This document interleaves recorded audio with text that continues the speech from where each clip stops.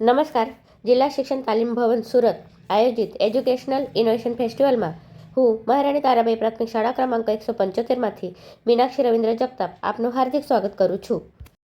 મારા ઇનોવેશનનું શીર્ષક છે fun and learn with smart board. સમસ્યા: બાલવાટિકાથી ધોરણ 2નો તબક્કો એ પાયાનો તબક્કો કહેવાય. આ વય કક્ષાના બાળકોને શાળામાં આવતા કરવા માટે શું કરવું જોઈએ? તેને નિયમિત કરવા માટે શું કરવું જોઈએ? આ એક વિચાર માંગી લે છે. તેમજ નિપુણ ભારત અંતર્ગત આ તબક્કામાં બાળકની શારીરિક અને મગજની કસરત કરાવવી ખૂબ જ જરૂરી હોય છે. બીજું, પાયો કાચો હોય તો આગળ જઈ તેઓ પ્રિય બાળકોમાં સમાવિષ્ટ થાય છે. હાલ આપણને ખબર છે કે ગુજરાતની શાળાઓ અદ્યતન સુવિધાઓથી સજ્જ છે, જેમાં સ્માર્ટ બોર્ડ પણ એક મહત્વની સુવિધા આપણને મળી છે.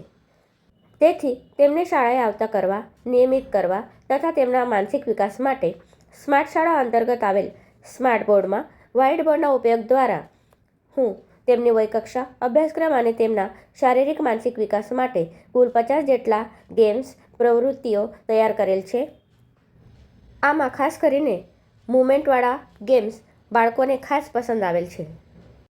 આપણે બાળકોને જો કોઈ પણ ગેમ કે પ્રવૃત્તિ કરાવવાની હોય તો તેના માટે પૂર્વ તૈયારી અને સમયની જરૂર રહે છે. ઘણીવાર સાધન સામગ્રીના અભાવે આવી પ્રવૃત્તિઓ આપણે જતી કરવી પડે છે, પરંતુ વ્હાઇટ બોર્ડ દ્વારા બીજી કોઈ પણ સામગ્રી વગર સમયનો સદુપયોગ દ્વારા ઘણા બધા હેતુઓ સિદ્ધ કરી શકાય છે.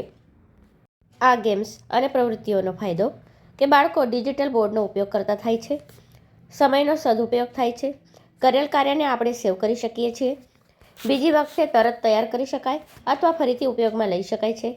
ઇન્ટરનેટના ઉપયોગ વગર પણ આ ગેમ્સ રમાડી શકાય છે. બાળકોની વયકક્ષા મુજબ અનેક પ્રકારની અધ્યયન નિષ્પત્તિ કે હેતુઓ સિદ્ધ કરી શકાય છે. આ પ્રવૃત્તિઓમાં વર્ગીકરણ, જોડકા, આકાર દોરવા, ટપકા જોડી ચિત્ર બનાવવા, વિવિધ ચિત્રોમાં રંગપૂર્ણી, પેટર્ન તૈયાર કરવા, અંકો, મૂળાક્ષરો તૈયાર કરવા, ઓળખવા, અક્ષરોને એમની યોગ્ય જગ્યાએ ગોઠવવા, અક્ષરો જોડીને શબ્દો બનાવવા, વિવિધ ચિત્રોના પડછાયાને ઓળખી પડછાયા સામે જોડકા જોડવા, બાદબાકી, સરવાળો, મનકાગોળીનો ઉપયોગ કરવો વગેરે જેવી અનેક પ્રકારની પ્રવૃત્તિઓ અને ગેમ્સ તૈયાર કરી શકાય છે. આવા 50 જેટલા ગેમ્સ અને પ્રવૃત્તિઓ મેં અમારી શાળાના સ્માર્ટ બોર્ડ પર તૈયાર કરેલ છે, જેને રમવામાં બાળકોને ખૂબ જ મજા પડે છે. ફાયદો થયો કે તેઓ શાળામાં નિયમિત આવતા થયા છે. સ્માર્ટ બોર્ડ પર આવા ગેમ્સ રમવાનું તેમને ખૂબ જ ગમે છે. તેમની આંગળીઓની કસરત થાય છે, મગજની કસરત થાય છે અને તર્કશક્તિ ખીલે છે. આટલી નાની ઉંમરથી જ તેમને સ્માર્ટ બોર્ડમાં આવેલ વ્હાઇટ બોર્ડના બધા આઇકોનનો ઉપયોગ કરતા આવડે છે. તેથી મારા વર્ગના બાળકો હવે સ્માર્ટ કિડ્સ કહેવાય છે. મારા આ ગેમ્સ બીજી શાળાના શિક્ષકોને પણ ખૂબ પસંદ આવેલ છે.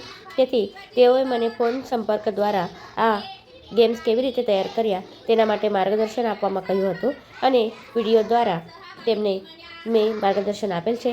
એમની શાળામાં પણ આ પ્રવૃત્તિ શરૂ છે.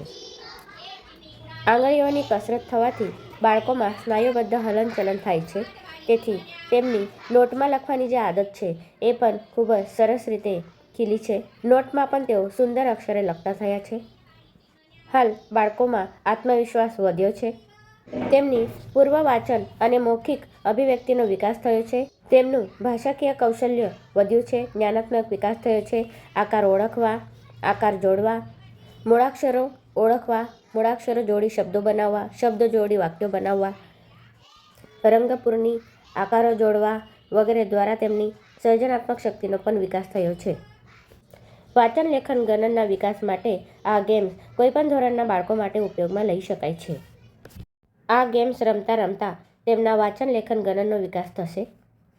આ ગેમ્સને તૈયાર કરવા માટે વ્હાઇટ બોર્ડ પર પેન્સિલ વડે જો તમને અક્ષરોને મૂવમેન્ટ કરાવવાના હોય તો આંગળી ઉચક્યા વગર તે અક્ષર કે શબ્દો લખવા અને નીચે આપેલ સિલેક્ટ બટન પર ક્લિક કરવાથી એ અક્ષરો કે મૂળાક્ષરો, શબ્દો મૂવમેન્ટ કરતા થશે અને આપણે આપણી રીતે અલગ અલગ પ્રકારના ગેમ તૈયાર કરી શકીએ છીએ.